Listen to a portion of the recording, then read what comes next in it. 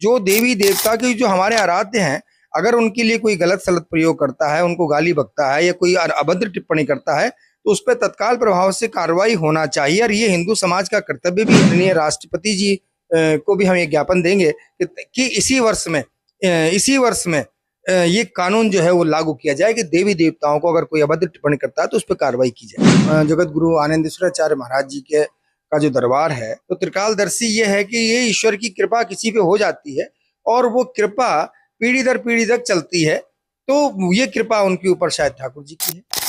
आज गंगा जगत ग्राम अखाड़ा परिषद आनंदेश्वर महाराज ने अपना वार्षिक उत्सव मनाया था, उसमें आप पधारे थे, तो त्रिकालदर्शी आनंदेश्वर महाराज के लिए क्या कहेंगे, क्योंकि उनका फेमस है त्रिकालदर्शी दरबार। देखिए, ये त्रिकालदर्शी दरबार जो पूज्य आनंदेश्वर जगत गुरु आनंदेश्वराचार्य महाराज जी के का जो दरबार है, हमने ये भी सुना है और कई हमें पुराने हमारे बड़े लोगों ने बहुत बताया है कि ये जो दरबार लगाने का जो सिस्टम था, लोगों की समस्याओं को दूर करने का जो सिस्टम था, वो सर्वप्रथम यहीं से प्रारंभ हुआ।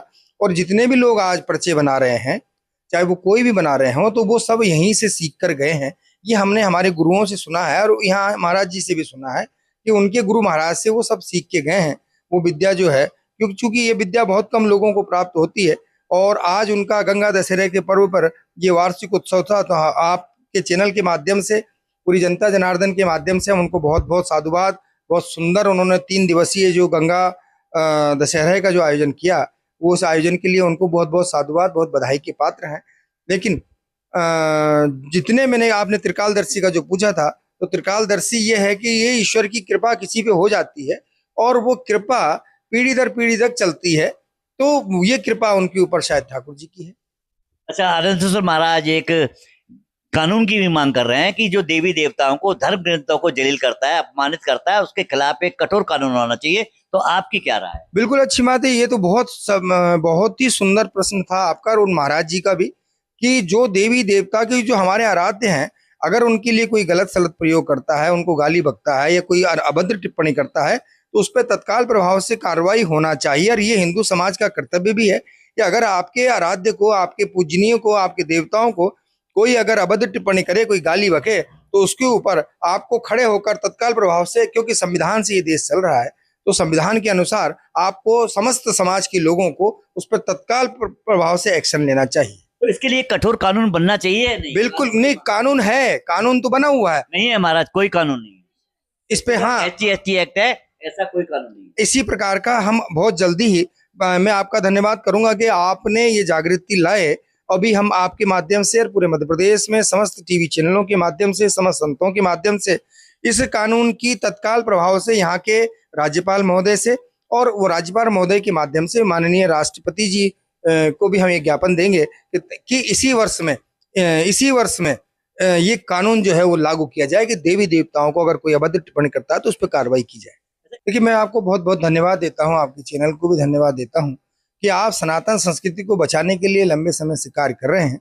लेकिन जो चीजें जागरण में हमारे पास आती हैं, हम तत्काल प्रभाव से उन पर एक्शन लेते हैं और मध्य प्रदेश की राजधानी भोपाल से उस आवाज को बुलंद भी करते हैं कि हिंदू समाज के देवी देवताओं को, ग्रंथों को किसी प्रकार की अगर कोई अवहेलना करता है तो उसके ऊपर तत्काल प्रभाव से। और आपने हमें जगाया कि ये जो मार्ग बताया, तो हम अभी माननीय राज्यपाल से, माननीय मुख्यमंत्री जी से और माननीय राष्ट्रपति जी से तत्काल प्रभाव से इसी सप्ताह में संतों का एक प्रतिनिधिमंडल मिलेगा और ये कार्रवाई के लिए और कानून बनाने के लिए भी आवेदन देगा।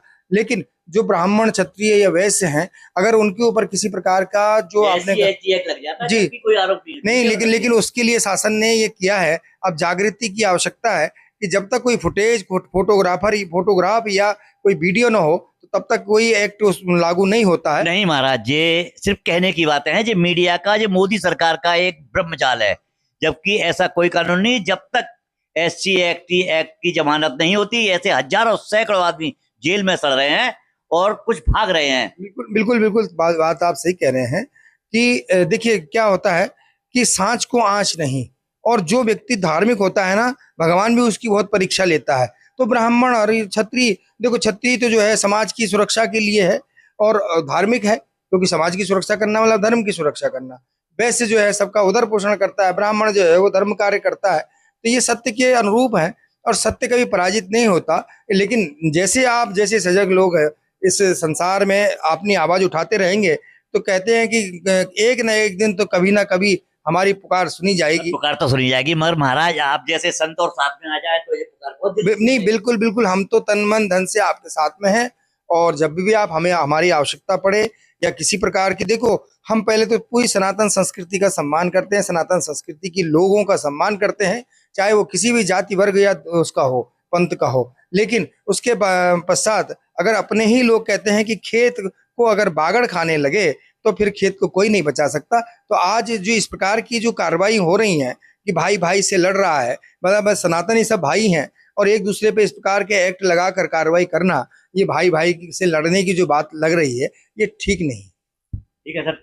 तो आपने देखा कि भोपाल से आए महाराज का कहना है कि सनातन धर्म के लिए उनका समाज और वो एक जागरूक हैं, और हमारे द्वारा भी उन्हें अवगत कराया है कि हिंदू देवी देवताओं को यदि कोई जलील करता है, अपमानित करता है, हिंदू चाहे क्षत्रिय हो, चाहे ब्राह्मण हो, चाहे वैश्य हो, चाहे ओबीसी हो, यदि उनकी बहन बेटियों को, उनके धर्म ग्रंथों को अपमानित करता है तो एक कठोर कानून की मांग होना चाहिए। महाराज ये कहना है कि इस कठोर कानून की मांग वो भोपाल जाकर करेंगे। तो इस पर आपका क्या कहना है, हमें कमेंट बॉक्स में जरूर बताएं। नमस्कार।